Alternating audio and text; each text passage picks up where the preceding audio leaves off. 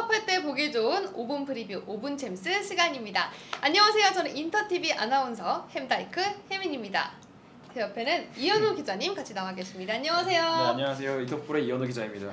네, 안녕하세요 기자님. 오늘 소개해드릴 경기 어떤 경기일까요? 네, 오늘 제가 소개해드릴 경기는요, 챔피언스리그 빅매치죠. 바르셀로나와 바이에른 뮌헨의 경기입니다.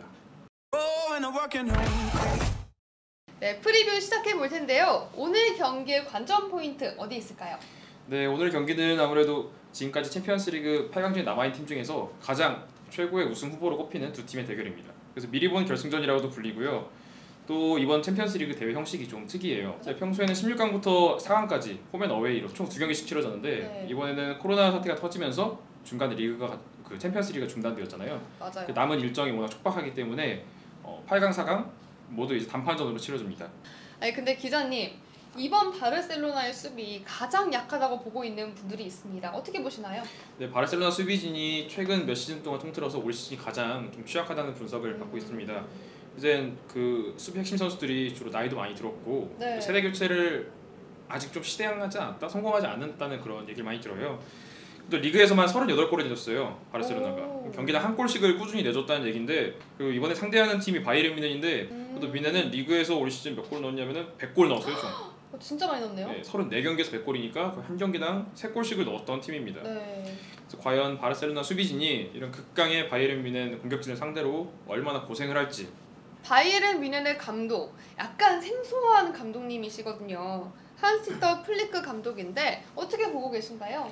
올 시즌 한스디터 플리크 감독이 시즌 중반에 감독 대행으로 들어왔어요.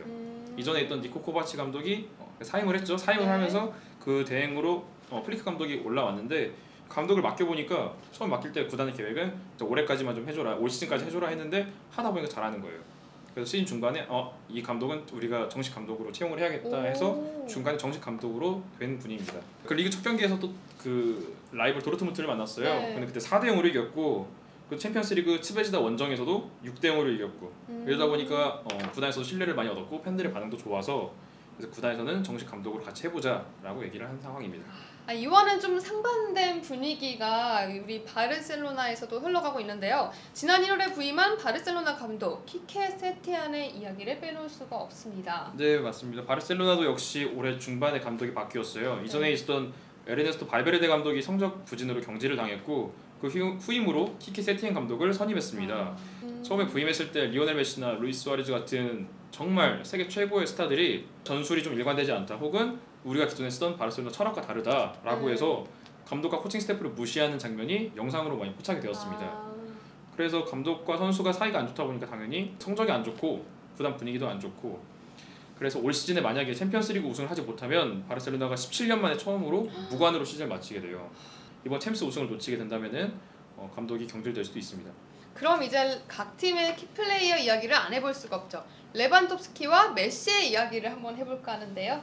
네, 두 팀은 레반도프스키와 메시로 이제 설명이 되는 팀이죠. 네. 레반도프스키 같은 경우는 이번 시즌 대단한 득점력을 선보이고 있습니다. 리그에서만 34골을 넣어서 득점왕에 올랐습니다. 독일 리그 득점왕에 올랐고요. 4년 연속 득점왕에 오를 정도로 지금 대단한, 리그에서는 원탑이라고 불리고요. 최고죠. 그리고 또 올해 생애 첫 발롱도르 수상을 눈여겨보고 있었어요. 근데 발롱도르라는 게 그동안 최근 11년 동안 메시와 호날두 둘이서만 나눠서 먹었거든요. 근데 그 사이를 레반도프스키가 과연 해집고 들어갈 수 있을까 하고 관심을 많이 받았는데, 아쉽게도 올해는 발롱도르를 취소한다고. 그래서 또 이제 레반도프스키가 지난 첼시전에서 이제 혼자 멀티골을 넣었고, 그러니까 2차전에서 멀티골을 넣었는데, 그럼으로써 이제 챔스 통산 득점 6위에 오를 정도로 챔피언스리그에서도 유독 강한 모습을 보여주고 있습니다. 하지만 또 메시라고 해서 좀 약하지 않잖아요. 바르셀로나에서 리그 25골 21도움, 그래서 20을 가입을 했습니다.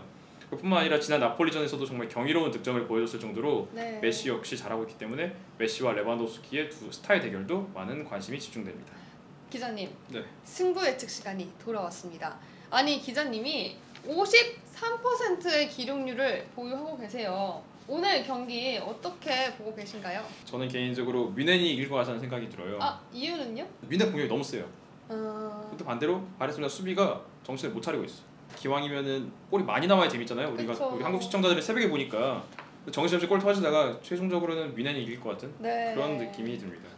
아니 기자님이 사전에 이 경기 너무 빅잼일 것 같다. 네네네. 라인업이 빵빵하다 이렇게 얘기를 해주셨거든요. 그래서 저도 꼭 챙겨보려고 합니다. 또 아쉬워요. 두 팀이 이렇게 만나면 최소한 결승이나 아니면 늦어도 4강에서 만났어요. 일찍 만나도 4강에서 만났어야 되는데 벌써 만나면 두 팀 중에 한 팀은 못 보는 거잖아요, 이번 대회에서. 그래서 그게 좀 아쉬운 마음이 있습니다.